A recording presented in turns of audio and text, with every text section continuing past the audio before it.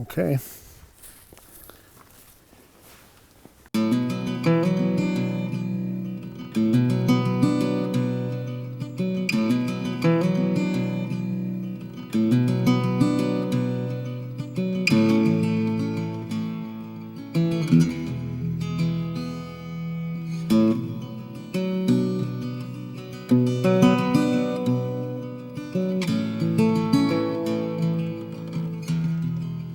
My name's Clint McRae. I'm a fourth generation rancher, and my dad and I raise cattle on the Rosebud Creek south of Colstrip, Montana.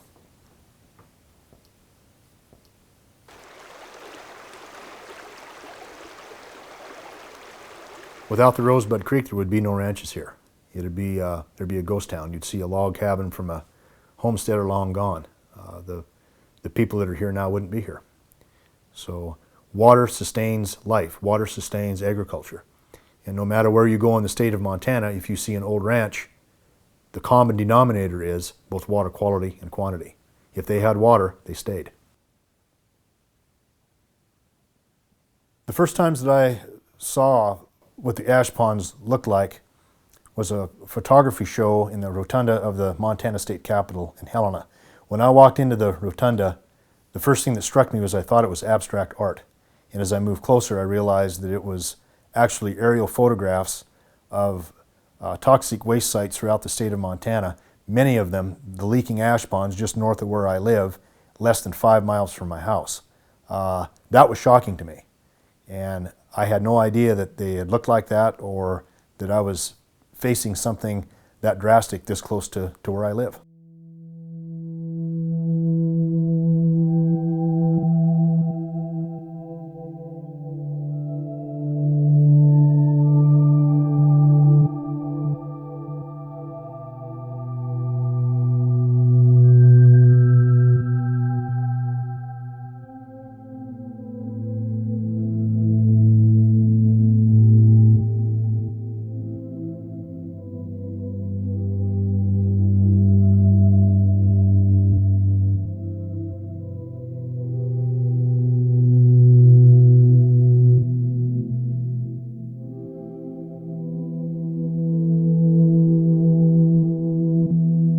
This contamination has been happening since the ash ponds were constructed in the 70s and the 80s.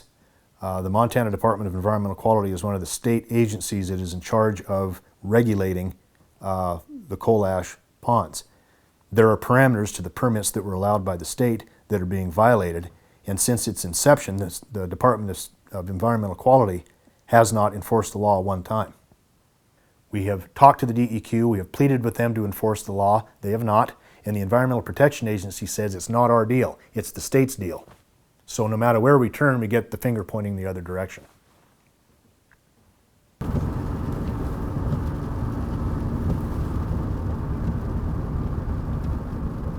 To my left is the ash pond site behind this hill. You cannot see it.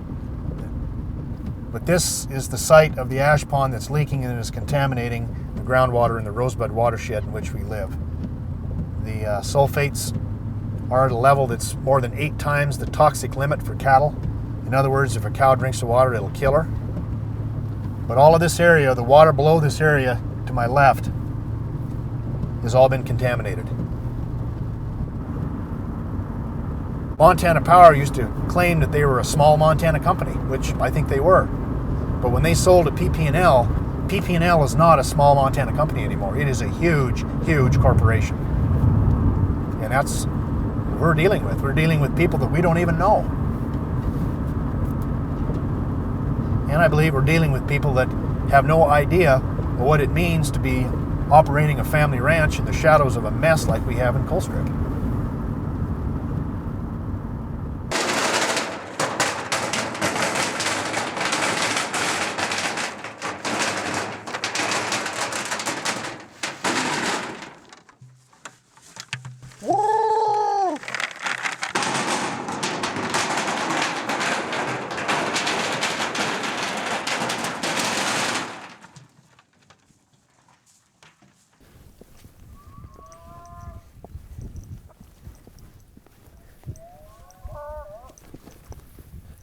This land is treated as well.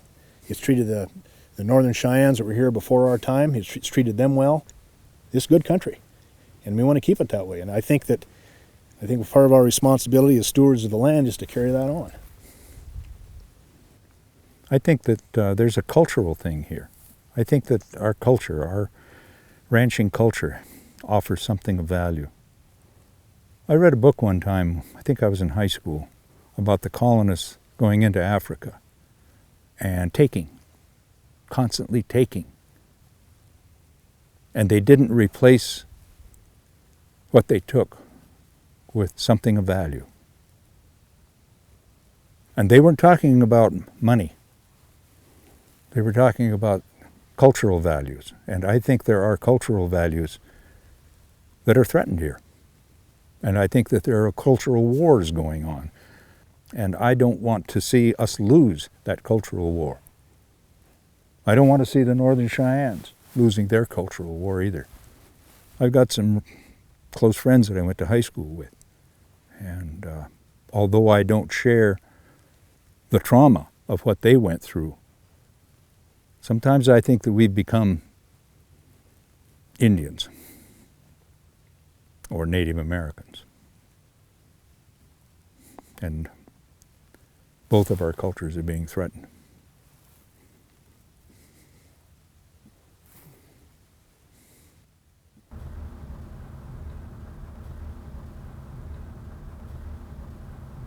You know, I've got good friends that work here. This is a small community. I don't hold it against them. I hope they don't hold it against me for being critical. But there are things that are happening here that shouldn't be happening, then don't need to be happening. And there's people here that know it. And I guess that's the frustrating part. How far do you push it? You know, how do you do something like that? How does a fourth generation rancher tie into a behemoth like this?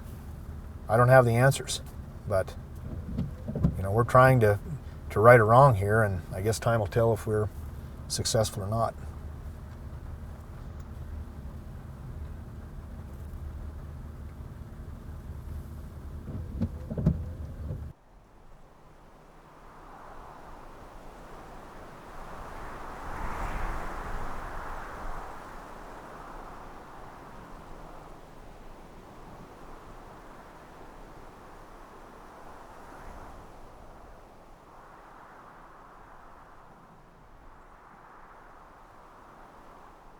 I don't imagine many of you people have ever been to my hometown of Colstrip, Montana. Why don't you come along with me?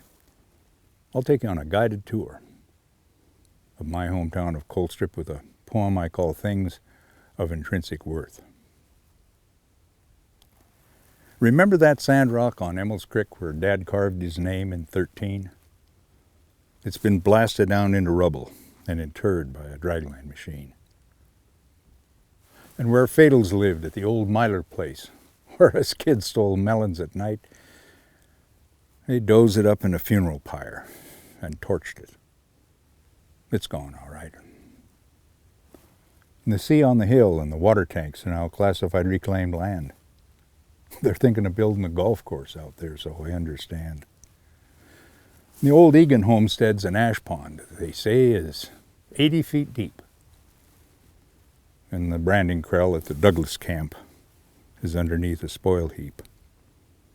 And across the creek is a tipple now where they load coal onto a train.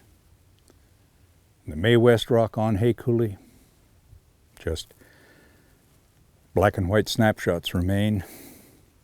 There's a railroad loop and a cold storage shed where the bison kill site used to be. The Guy place is gone. Ambrose's too.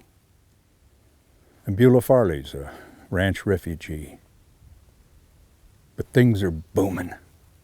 We've got this new school that's envied across the whole state. And when folks up and ask, how's things going down there? Hell, I grin like a fool and say, great. Great God, how we're doing. We're rolling in dough as they tear and they ravage the earth. And nobody knows, or nobody cares about things of intrinsic worth.